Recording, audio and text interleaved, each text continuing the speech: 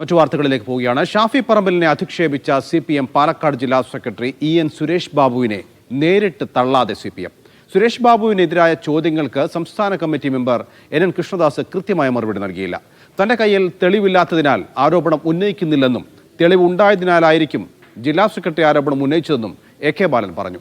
ഷാഫിക്കെതിരെ തെളിവില്ലാതെ ആരോപണം ഉന്നയിച്ചത് പാർട്ടിക്ക് ക്ഷീണം ചെയ്യുമെന്നാണ് ഭൂരിഭാഗം നേതാക്കളുടെയും അഭിപ്രായം. പരാമർശത്തിൽ മുന്നോട്ടു പോകാൻ ആഗ്രഹിക്കുന്നില്ലെന്ന പുതിയ പ്രതികരണവുമായി EN സുരേഷ് ബാബുവും രംഗത്തെത്തി. ഒരു വ്യക്തി വിമർശനമാണ് ഇന്നലെ ജില്ലാ സെക്രട്ടറിയുടെ ഭാഗത്തുനിന്ന് ഉണ്ടായത്. അത് അംഗീകരിക്കുന്നുണ്ടോ? രാഷ്ട്രീയമായി കോൺഗ്രസ് പാർട്ടി ജീർണിക്കപ്പെട്ടിരിക്കുന്നു.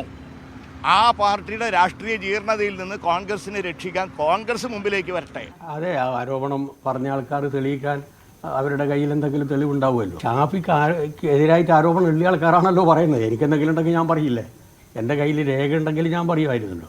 അദ്ദേഹത്തിൻ്റെ കയ്യിൽ രേഖ ഉള്ളത് കൊണ്ടായിരിക്കുമല്ലോ പറഞ്ഞിട്ടുണ്ടാവുക. ഇന്നലെ പറഞ്ഞ കാര്യങ്ങൾ അതേപോലെ നിലനിൽക്കുന്നുണ്ട്. ഇനി കോൺഗ്രസ്സുകാർക്ക് പരാതി കൊടുക്കുകയോ നിയമപരമായി മുന്നോട്ട് പോവുകയോ ഒക്കെ ചെയ്യാം. പക്ഷേ എനിക്ക് ഒന്നേ പറയാനുള്ളൂ, അനാവശ്യമായി കോലിട്ടിളക്കാൻ വന്നാൽ ഇതിൻ്റെ പ്രത്യാഘാതം അനുഭവിക്കുന്നത് ആരായിരിക്കും നിങ്ങൾക്ക് മനസ്സിലാക്കുക. അത്രേ എനിക്ക് പറയാനുള്ളൂ. സാജിദ് അജ്മൽ ചേരുന്നുണ്ട് പാലക്കാട് നിന്ന്. സാജിദ്, പറഞ്ഞു കുടുങ്ങി എന്നുള്ളൊരവസ്ഥയിലാണോ സുരേഷ് ബാബുവും CPM ഉള്ളത്? കാരണം ഈ പറഞ്ഞ മൂന്നാളും NN കൃഷ്ണദാസ് ആണെങ്കിലും AK ബാലനാണെങ്കിലും സുരേഷ് ബാബു തന്നെയും ഇന്നലെ പറഞ്ഞതിൽ ഉറച്ചു നിൽക്കുന്നില്ലല്ലോ.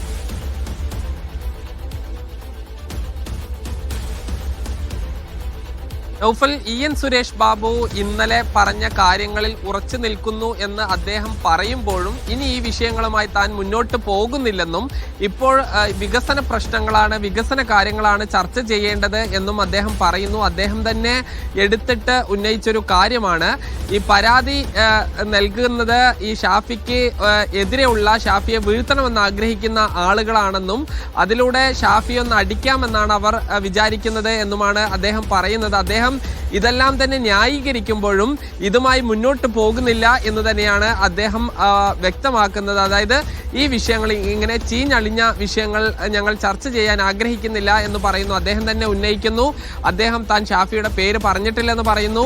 പിന്നീട് എന്തായാലും അദ്ദേഹം ഈ പറഞ്ഞത് തെറ്റായി പോയി എന്ന് പറയാതെ ആ വിഷയവുമായി ഇനി മുന്നോട്ട് പോകുന്നില്ല, മറിച്ച് വികസന കാര്യങ്ങൾ ചർച്ച ചെയ്യുന്നു എന്നാണ് അദ്ദേഹം പറയാൻ ആഗ്രഹിക്കുന്നത്.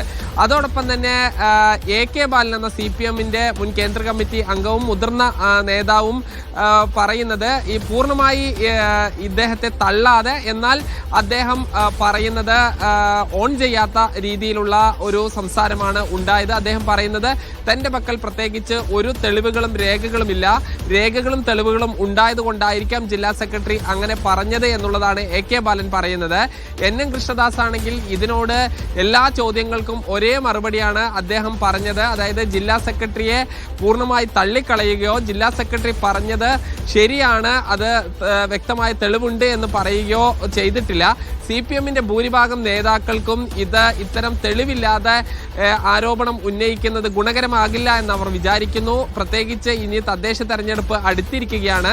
ഈ പശ്ചാത്തലത്തിൽ രാഹുൽ മാങ്കൂട്ടത്തിനെതിരായ ആരോപണങ്ങൾ വലിയ രീതിയിൽ ചർച്ചയാക്കാൻ അവർ ആഗ്രഹിക്കുന്നത് സംസ്ഥാന തലത്തിൽ തന്നെ ചർച്ചയാകും, പാലക്കാട് പ്രത്യേകിച്ച് ചർച്ചയാകും എന്നതിൽ സംശയമില്ല.